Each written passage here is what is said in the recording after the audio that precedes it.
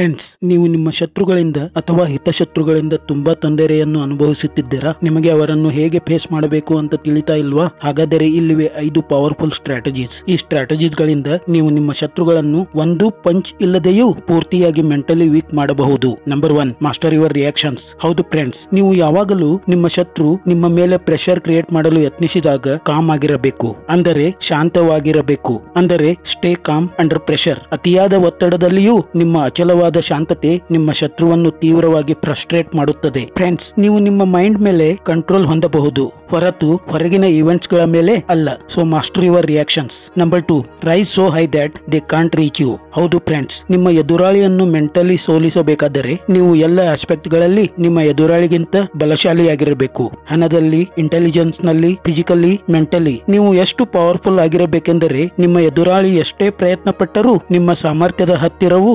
ಬರದಂತಿರಬೇಕು. ಒಟ್ಟಿನಲ್ಲಿ ನೀವು ಜೀವನದಲ್ಲಿ ಎಲ್ಲ ವಿಷಯಗಳಲ್ಲಿ ನಿಮ್ಮ ಎನಿಮಿಗಿಂತ ಒಂದು ಕೈ ಮೇಲೆ ಇರುವುದರ ಮೂಲಕ ನಿಮ್ಮ ಎನಿಮಿಯನ್ನು ಮೆಂಟಲಿ ವೀಕ್ ಮಾಡುತ್ತಲೇ ಇರಬೇಕು. Number 3, focus on self improvement. Friends, ತುಂಬಾ ಜನರು ಅವರ ವೈರಿಗಳು ಅವರಿಗೆ ತೊಂದರೆ ನೀಡಿದಾಗ ಒಂದು ತಮ್ಮ ವೈರಿಗಳ ಜೊತೆ ಕಾದಾಟಕ್ಕೆ ನಿಲ್ಲುತ್ತಾರೆ, ಅಥವಾ ತಮ್ಮ ವೈರಿಗಳು ನೀಡಿದ ಟಾರ್ಚರ್ಗೆ ಬೇಸತ್ತು ಸದಾ ಕೊರಗುತ್ತಿರುತ್ತಾರೆ. ಆದರೆ ಫ್ರೆಂಡ್ಸ್, ನಿಮಗೆ ಯಾರಾದರೂ ನಿಮ್ಮ ವೈರಿಗಳು ಮಾನಸಿಕವಾಗಿ ತೊಂದರೆ ಕೊಡುತ್ತಿದ್ದರೆ ಮೊದಲು ನಿಮ್ಮನ್ನು ನೀವು ಸೆಲ್ಫ್ ಇಂಪ್ರೂವ್ಮೆಂಟ್ ಮಾಡಿಕೊಳ್ಳಿ. ಎಲ್ಲಿಯವರೆಗೆ ನಿಮ್ಮನ್ನು ನೀವು ಇಂಪ್ರೂವ್ಮೆಂಟ್ ಮಾಡಿಕೊಳ್ಳಬೇಕೆಂದರೆ ಅವರು ನೀಡುತ್ತಿರುವ ಎಲ್ಲ ತೊಂದರೆಗಳು ಅವರಿಗೆ ಅಪ್ರಸ್ತುತ ಎನಿಸಬೇಕು.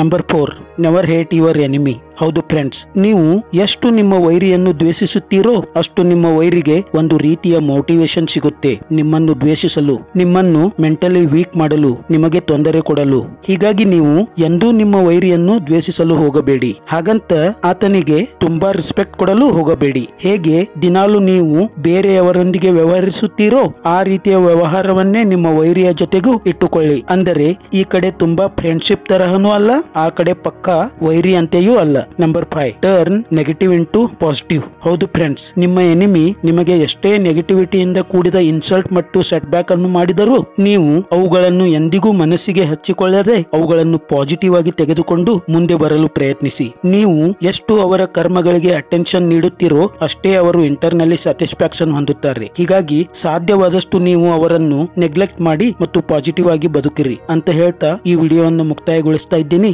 ಜೈ ಕರ್ನಾಟಕ.